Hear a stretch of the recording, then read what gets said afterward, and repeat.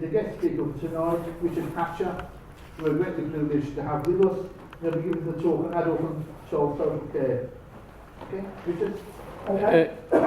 Chair, before we start, I'm recording this, so if anybody's got any objections, let me know now. Will you pay me fee to Mr. Visitor? Yeah. Okay, thanks very much.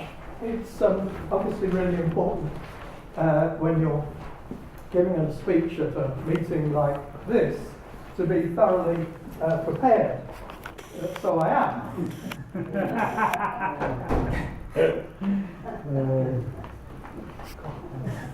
Okay. Right, I'm going to talk about children's social care, and particularly children's centres and adult social care.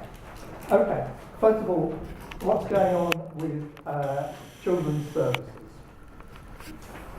And I guess you may know this. They are being transferred from the council to a trust, a wholly owned trust the council is setting up.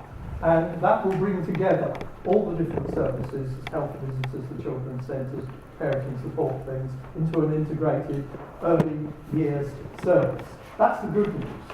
The bad news is that the provision of children's services will be contracted out to 4 private organisations. And I'll give you some more details about that in a minute. And the other bad bit of news is that they are going to close 26 of our children's centres. Children's centres serve a really vital function for supporting parents and young children in the community. And there are 60 in Birmingham, 26 are run by the council, and they're going to close them. It's going on all over the country. About a third of children's centres have closed under the present government. And of course, the need for children's centres has risen because of growth of austerity and poverty and so on. So in this scenario, I think there are 5 issues. One is privatisation. One is cuts in provision.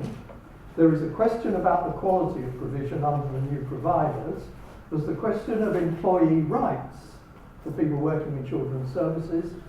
And overall, there is the question of secrecy, the lack of transparency. Let me run through these quickly. This decision to actually change things was made actually in July last year, 2016. And they decided January this year that the answer was to set up a children's trust owned by the council but to transfer everything to it. In April, there was a cabinet report on this, and a report went to their council meeting.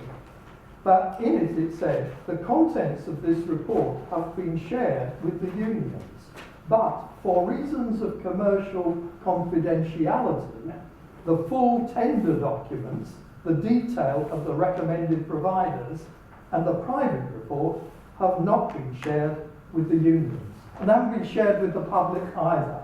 So this deal was passed by council without anybody having access to what actually the deal represented.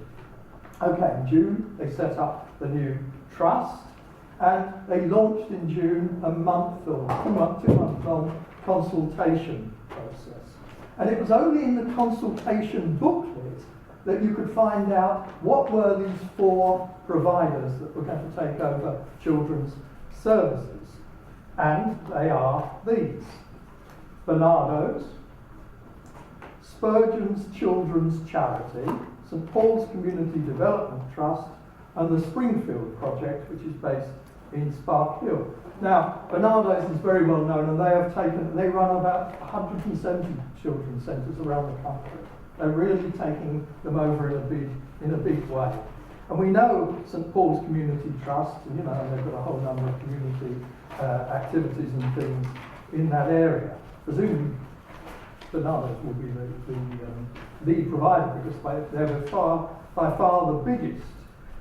Spurgeon's is a charity that's based in Northamptonshire and runs 20 children's centres over that part of the world.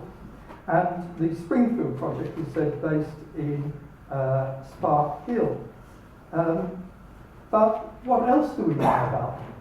We don't know what they presently do, apart from what is on their website. We don't know what services they are going to provide and how they're going to be shared out between the four organisations. We don't know what the capabilities of the organisations are. We don't know how much it's going to cost.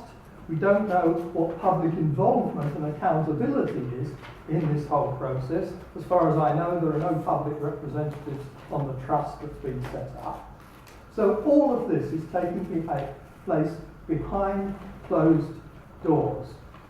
There is just one other thing, which is that both Spurgeon's and the Springfield Project are organisations with a Christian ethos.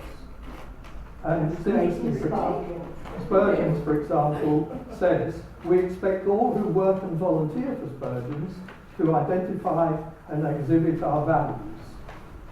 Well, okay, they're hope and inclusion and compassion. But it goes on to say, each is rooted in God's word and demonstrated in Jesus' teaching and life.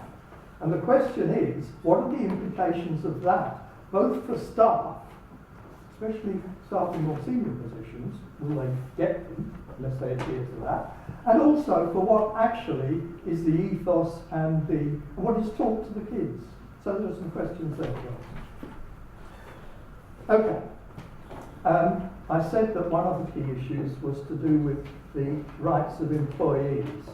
And on the 14th of September, there was a meeting between the two unions of staff most involved, GMB and Unison, with management to discuss the transfer of BCC staff to these new bodies, or to the, it's not clear whether it's to the trust or to the body specifically.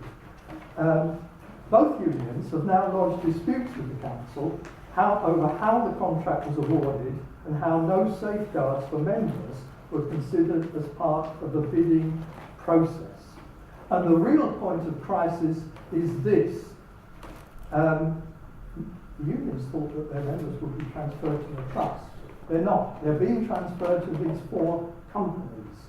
Nobody knows what their relations with or attitudes to unions are, except that one of these companies have said they have no intention of recognising both the GMB and Unison. And one of the other companies has refused to recognise the GMB. So this is really crucial issue for the staff involved. I don't know which of those four companies are the two that are refusing to recognise unions. So there are two things we can do about this. The first is, of course, we support the right of those unions and their members to get proper trade union recognition and proper TUPE regulation, because, you know, four different organisations, it's going to be a right mess sorting out that everybody's got equal rights and so forth. But the vital thing is that the unions don't just concentrate on that, and also join with and lead a fight to save those 26 centres, which to me is an open goal, because, you know, there is not a single parent or community member in those areas that will want to see their centres closed, and that's the best context for the unions to win their own fight. Incidentally, there's a very good article by Polly Toynbee in a back issue of The Guardian. She visited Lakeside Centre in Erdington, and it just gives a very graphic picture of the vital role that these centres play in their local communities. Okay, I want to go on to what is the thing I want to take more time over, is the social care system. The social care system is sort of like an iceberg, I think, because up above the water you can see the tip, closing the children's centres, refusal to recognise unions, and you can campaign on those. But there is far more beneath the surface, which is largely invisible and rarely the subject of local campaigns. And I'm thinking of, in particular, care for adults, including care for the elderly. This system is in crisis. Everybody recognises that. It's a crisis because of the result of funding cuts and privatisation. And let me just spell out some of the facts about adult social care.